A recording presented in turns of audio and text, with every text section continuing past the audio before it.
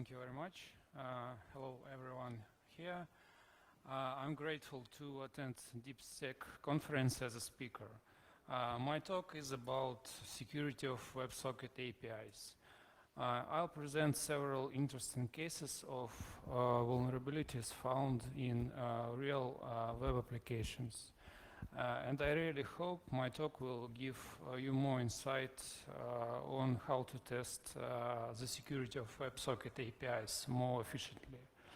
Or even encourage some of you to further research security of WebSocket protocol and how it's used in practice. But before we dive into the topic of the talk, I'd like to shortly introduce myself. My name is Mikhail Egorov. Currently, I live in Moscow. I'm a white hat and do full-time bug hunting and security research. As a bug hunter, I mostly work on Bugcrowd and HackerOne platforms. I present my researches and share new techniques I've discovered by speaking on conferences. You can find my past researches on speaker deck and SlideShare sites, and recording on YouTube as well. You are welcome to follow me on Twitter. My Twitter handle is oangel. On this slide, I'd like to outline my favorite works related to WebSocket security done previously by other researchers. Here you can find links to presentations and blog posts related to WebSocket security. In general, WebSocket fuzzing and details of vulnerabilities related to implementing WebSocket communications. In the beginning of the talk, I'll discuss known things like cross-site WebSocket hijacking, authentication, and IDOR vulnerabilities, but from a prism of my bug hunter's experience. I call them known because you can find quite a lot of blog posts and write-ups devoted to them.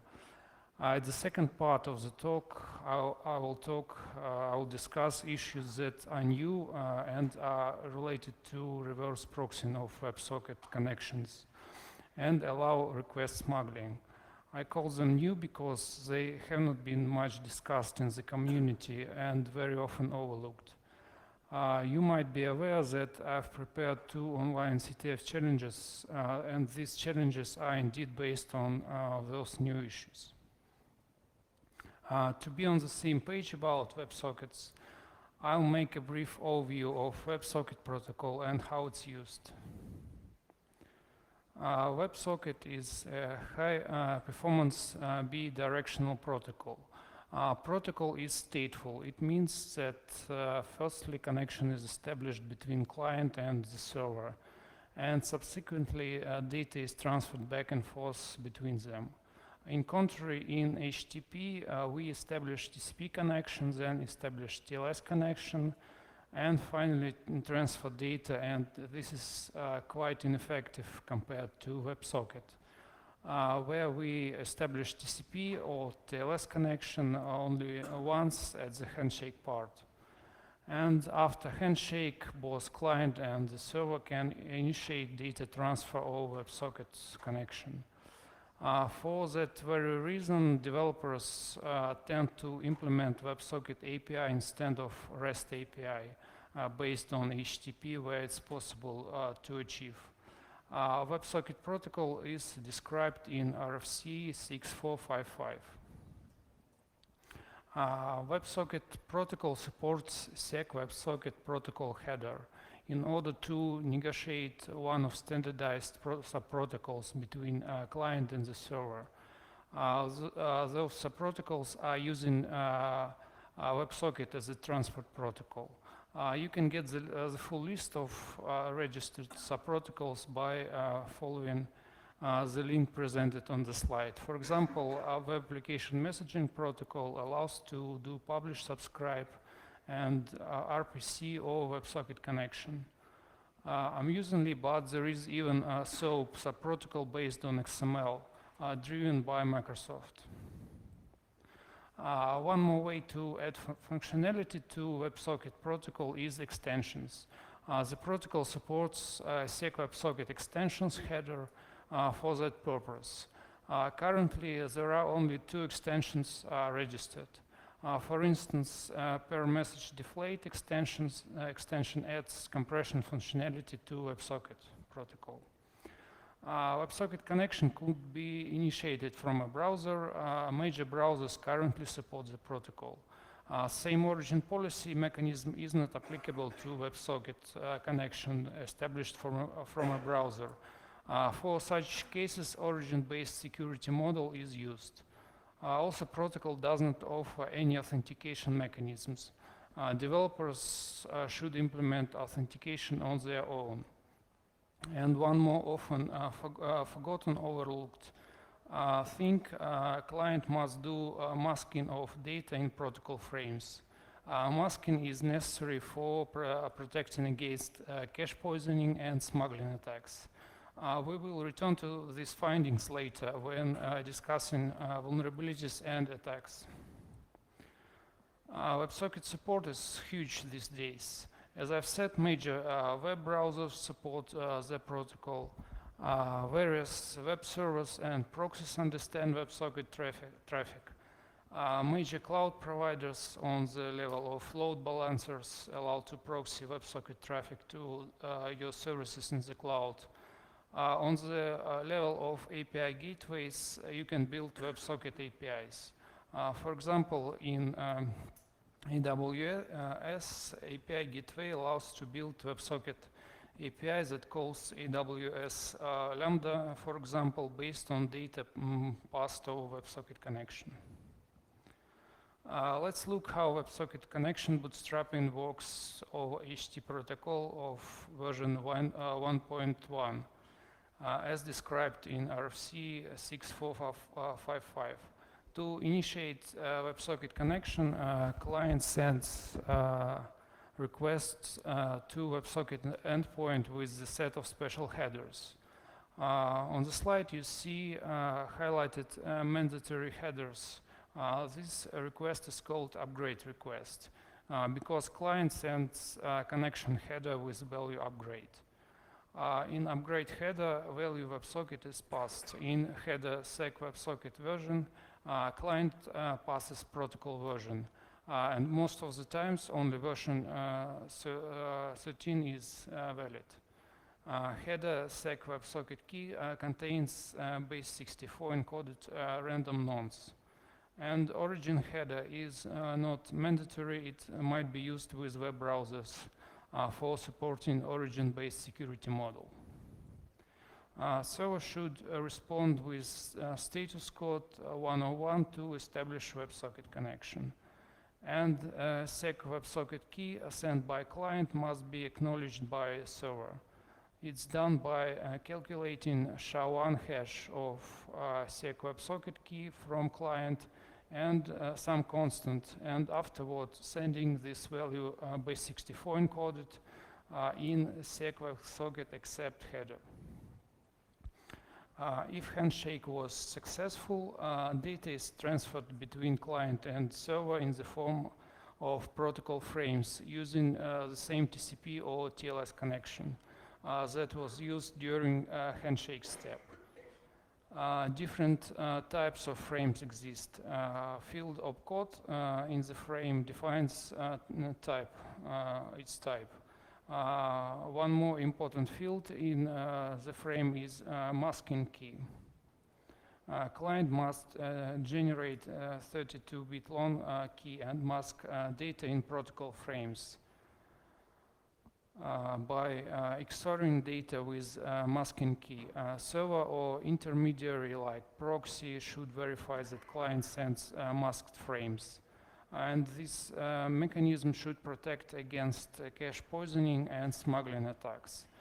Note that server does not mask data in frames. This is only client responsibility. Not long ago, RFC 8441 has been issued. Describing how to bootstrap WebSocket connection over HTTP2 protocol. And this standard is not widely implemented yet. I found that among popular software suitable for reverse proxying, only NG HTTP2 library fully supports it currently. Let's look at some details of how WebSocket connection is established over HTTP2. Client should set client should open HTTP2 stream. Next, client and server exchanges their HTTP2 settings. If server supports RFC, it should set setting enable connect protocol setting. It has code 8. Client must check that server has sent this setting and its value equals to 1 to continue further communication. On the next step, client sends a connect request. Additionally, he specifies a value WebSocket inside protocol pseudo header and WebSocket protocol version inside sec WebSocket version header. And finally, server should answer with 200 status code in response. Since then, client and server can use current HTTP2 stream for WebSocket communication. Now we know enough to start exploring vulnerabilities and attacks. We are proceeding with vulnerability called cross-site WebSocket hijacking. I should say it's quite widespread vulnerability in web applications that use WebSocket APIs.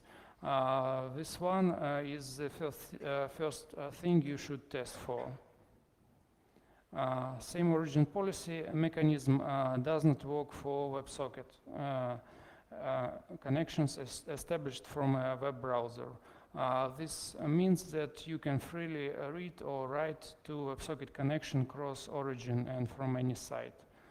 To protect you from this, WebSocket protocol offers so-called origin-based security model.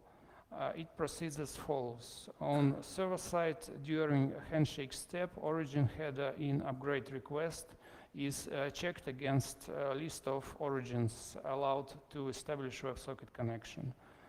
Browser automatically puts origin header in the upgrade request, and there is no known ways to spoof it from a browser. If origin is not allowed, server terminates TCP connection immediately.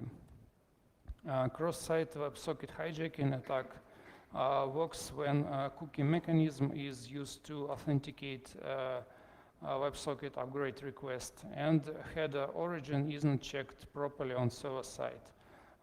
This includes both cases when origin isn't checked at all, so any origin is trusted, or origin is checked but checked poorly. I guess you've heard about cross-origin resource sharing exploitation research done by James Kettle from Portswigger. Albinovox is his Twitter handle. This research was presented several years ago and is about bypassing origin checks when a cross-origin resource sharing mechanism is used by a web application. Since both CORS and WebSocket have origin-based security model, all CORS tricks are applicable to WebSocket communication as well. You can find all known CORS tricks by following the link presented on the slide. Here I presented example on how to make null origin for WebSocket upgrade request. I took this trick from James' work presented on the previous slide. You simply use data URI for iframe and put all WebSocket related JavaScript inside data URI. And that's it. It just works perfectly in latest browsers. Recently, Portswigger released WebSocket labs on Web Security Academy. You can play with cross-site WebSocket hijacking in the labs. A link is presented on the slide. I usually use following HTML page with attack template for cross-site WebSocket hijacking vulnerabilities. Firstly, it opens WebSocket connection, then you have onOpen and onMessage handlers. Inside onOpen handler, you can send something to the server over WebSocket connection, and inside onMessage handler, you receive data and show it on the page. Let's explore the attack flow. So you see here a challenge from Portsviga Web Academy for cross-site WebSocket hijacking vulnerability. We have a web application with chat here.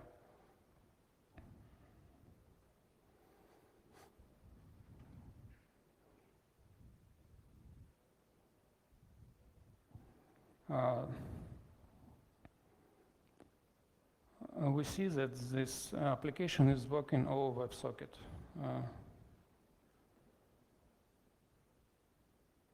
We can use burp repeater. If we send word ready to the server, it returns the whole chat history back to us. So here's our HTML page with cross-site WebSocket hijacking attack. So we are sending ready payload and print out chat history on the HTML page. And when the victim visits our HTML page, we should get his chat history. Yes, it was leaked. Let's switch to authentication-related issues and insecure direct object reference vulnerabilities. As we know, WebSocket protocol does not offer any authentication mechanisms. Developers have to implement authentication on their own. And sometimes they forgot to implement authentication at all or roll out broken implementations. I want to point out that it's secure to check authentication only during handshake step because WebSocket protocol is stateful. You don't need to include authentication tokens in each message client sends to server. And common secure variants of authentication are using session cookies or some form of authentication tokens. Now let's look at two cases of broken authentication I observe in bug bounty programs quite often. The first case, when some ID or global unique ID is required during upgrade request as an URL parameter or header. This ID or GUID represents user or tenant. If you know that value for another user, you can impersonate him to for WebSocket API. Sometimes you can guess the ID or leak it somehow, for example, through minor insecure direct object reference bugs somewhere in the web application. Another case when there is no authentication at all during handshake, but some ID or GUID is required when you send WebSocket API messages. As an example of such case, let's look at GraphQL subscriptions. Usually at pass/subscriptions, there is an authenticated WebSocket API where you can connect to and quite often retrieve sensitive data belonging to other people. The other things that you can find are insecure direct object reference vulnerabilities. There is a strong authentication during handshake step, but API is designed in such way that in API messages you observe IDs or GUIDs. And by manipulating with them, you can get or modify data belonging to other people. This is the same as IDOR issues for REST API. Now let's explore issues with reverse proxying of WebSocket connections. If you remember, I've called them new at the beginning of the talk. These issues allow to smuggle HTTP requests through fake WebSocket connection and access internal stuff that is inaccessible otherwise. Let's start with observing how reverse proxying for WebSocket is working in the ideal world. We have a backend that exposes some WebSocket API on pass/socket.io. Client accesses API through some reverse proxy. For example, we use Nginx as the front end and WebSocket proxy. When initiating the connection, client sends upgrade request to reverse proxy for pass/socket.io. Reverse proxy discovers that incoming GET request is upgrade request by inspecting HTTP headers like connection upgrade or upgrade WebSocket and so on, and validates the request. If everything is correct, it translates the upgrade request to the backend. Backend answers reverse proxy with HTTP response that has status code 101, switching protocol. Reverse proxy checks that status of response indeed is 101, and sec WebSocket accept header has the correct acknowledgement. If everything is valid, proxy translates request back to the client, and what's important, doesn't close TLS connection from client to backend. Otherwise, if response from backend isn't correct, reverse proxy immediately terminates the connection. After client receives a response from backend and verifies its correctness, we have a direct WebSocket connection from client to backend. Client or backend can send WebSocket frames to each other over WebSocket connection afterward.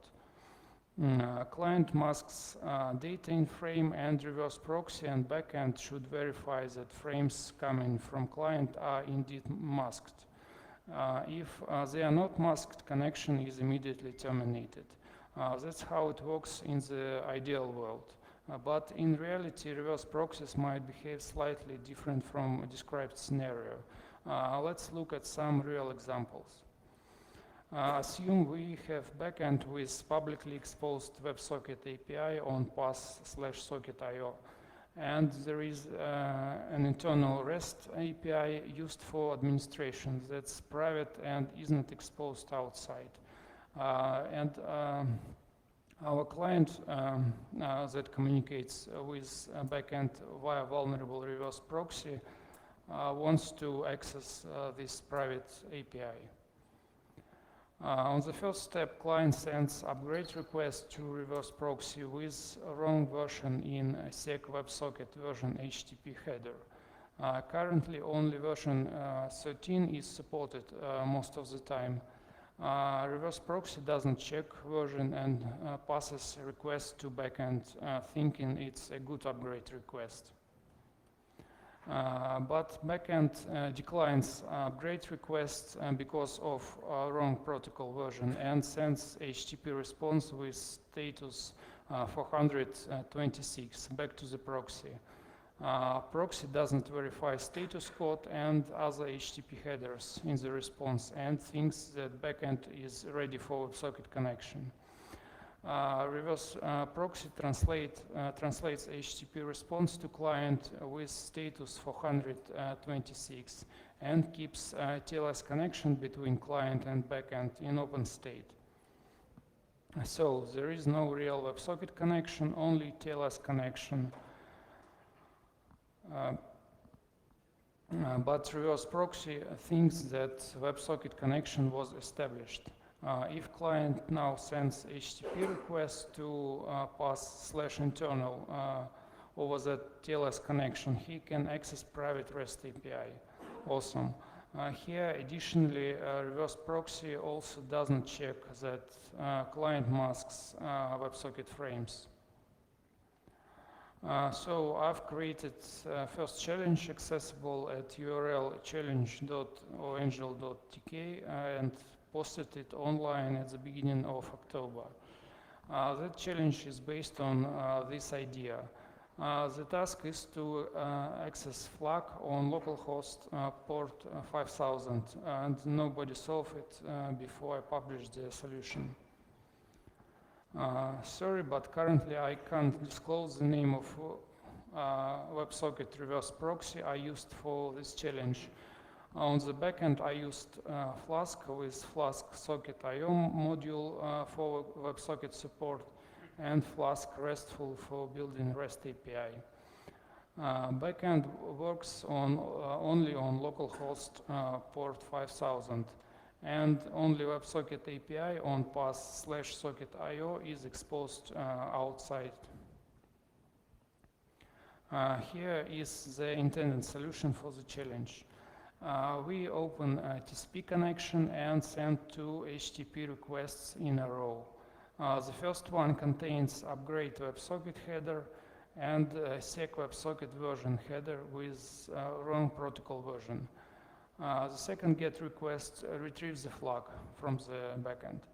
That's it. Let's look in how it works in action, and that I'm not kidding you. So here is our solution script, and it has two requests. The first one establishes a fake WebSocket connection.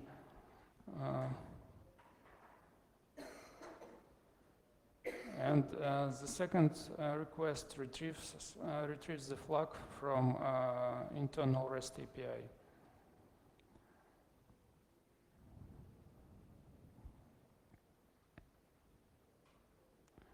When we launch the script, we get back the flag, and so it Russia vodka drinks you, written in leetspeak. Varnish of latest version and envoy proxy of version 1.8.0 and below are vulnerable to this attack. There are also some vulnerable reverse proxies which I can't name currently. Good news that Nginx HA proxy traffic are not affected. Varnish is not going to fix this. I configured Varnish as described in the documentation to check if it's vulnerable. And it's indeed vulnerable, and reply from Varnish to my report was they doesn't guarantee any security when proxying WebSocket through Varnish. So shame on them. Therefore, you should consider such attacks if you are using Varnish as reverse proxy for WebSockets. There are many reverse proxies like Nginx that are checking response for upgrade requests they receive from the backend. For such proxies, previous attack doesn't work. So let's look at another scenario. We have private REST API inaccessible from outside, and now we have public WebSocket API and public REST API. Client invokes public API via Nginx that it is used as a reverse proxy. Let's assume that exposed publicly REST API allows to check health of some website by making GET request to this external site and returning status code to the client. Malicious client wants to get access to internal REST API. On the first step, he makes post requests to invoke public REST API, and additionally places upgrade WebSocket HTTP header to the request. Nginx observes HTTP header upgrade WebSocket and thinks that he received upgrade request. He doesn't check that the request method and other headers only upgrade WebSocket as an indicator. Nginx will transfer request to the backend later. Backend will invoke public REST API and reach external resource via URL that was supplied in parameter with name due. Since the client fully controls that parameter, he can query his resource that will return 101 status code. Backend will return HTTP response with status code 101 to Nginx. And Nginx will check only the status code of the response and will decide that backend established WebSocket connection. Afterwards, Nginx transfers 101 response to the client and keeps TLS connection between client and backend in open state, waiting for WebSocket frames. We have a TLS connection opened between client and backend in reality. But Nginx thinks it's a WebSocket connection. It doesn't check anything or alter data. It just passes data between client and server. Now client can access private REST API by sending GET request to pass/internal. I created second online challenge for that scenario. To solve the challenge, you need again to access flag on localhost port 5000. We have Nginx as reverse proxy Flask backend with Flask socket IO and a module for WebSocket connection support and Flask RESTful for building REST API. You can see here a snippet from Nginx config. We are reverse proxying public API for pass API public, and the WebSocket connection proxying is enabled for that pass. We have health check public REST API to invoke. To invoke it, we make post request and specify URL parameter in the body. Backend reaches external resource under our control, for example, here Google.com is presented, and returns a status code back to the client. Now we have everything to build final solution for the challenge. We open TCP connection and send 2 HTTP requests in a row. First one is post request to invoke health check API, but with additional header upgrade WebSocket. As a parameter, we pass URL that returns response with status code 101. And the second request retrieves the flag. Let's see how it works.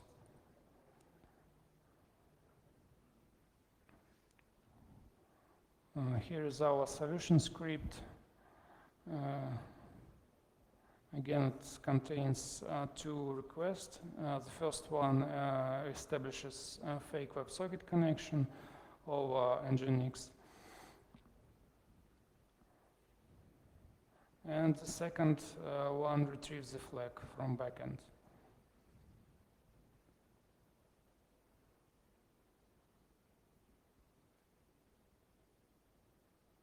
And when we launch the script, we get back the flag. That's it. But things that almost all proxies, all reverse proxies are affected by this thing. And good thing that exploitation is limited since you need some minor vulnerability on the backend. For example, external server-side request forgery. However, external SRFs are quite widespread nowadays, and they considered low severity issues and are rarely fixed. So what about WebSocket connections running over HTTP2? Are they secure? Currently, there is no certain answer for that question. RFC 8441 is quite young and isn't well supported yet by major web servers and proxies. I found only one reverse proxy that fully supports aforementioned RFC. This is NG-HTTPX, the part of NG-HTTP2 project. I built test application using a Quart Python framework that runs on HyperCorn web server behind NG-HTTPX reverse proxy. HyperCorn also supports RFC, and it turned out that this combination was not vulnerable to smuggling attacks, unfortunately. Nevertheless, I provided 2 exploitation scenarios for the future testing of reverse proxies. Smuggling attack will work if reverse proxy doesn't check settings enable connect protocol setting is set by the backend during HTTP2 connection establishing. Either proxy doesn't check status code of the response for connect request. Before wrapping up, let's drop some words about discovering WebSocket APIs during we are testing the applications. Obviously, we can monitor HTTP traffic for upgrade requests, or we can grab through JavaScript files for patterns that reveal presence of WebSocket API usage. We can even try to establish WebSocket connection to each URL you observe. It sounds not sensible, but believe me, you can sometimes find hidden WebSocket APIs this way. Meanwhile, we reached the conclusion part of the presentation. What are the key takeaways from my talk? WebSocket API is a great target for testing. It's quite often overlooked by other testers because WebSocket APIs might be concealed or testers doesn't know how to test it thoroughly. Additionally to traditional server-side bugs, you can find bugs related to WebSocket protocol like cross-site WebSocket hijacking, smuggling, authentication problems, and others. I've made a GitHub project for WebSocket smuggling attacks. I want to point out some ideas for further research. It's interesting to look into security of WebSocket subprotocols, and another thing is to discover more smuggling techniques, or at least check WebSocket smuggling for HTTP2 protocol when RFC 8441 will be widely implemented by web servers and proxies. That's all for this talk. If you have some time for question, I'll try to answer them.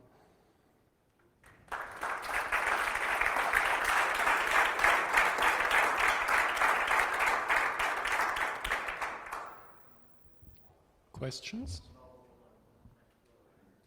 Any questions? My question about the 101 return code, it's quite uncommon to have some vulnerability that returns that code for this one exploit you mentioned, so that the WebSocket stays open. Okay, if you have server-side request forgery vulnerability, you can reach your resource, external resource, under your control. And that resource can return any status code you want, including 101. So you have an additional vulnerability. That's the main idea of that. I didn't get that. Okay, thank you. Further questions from the audience? And thank you again. Thank you.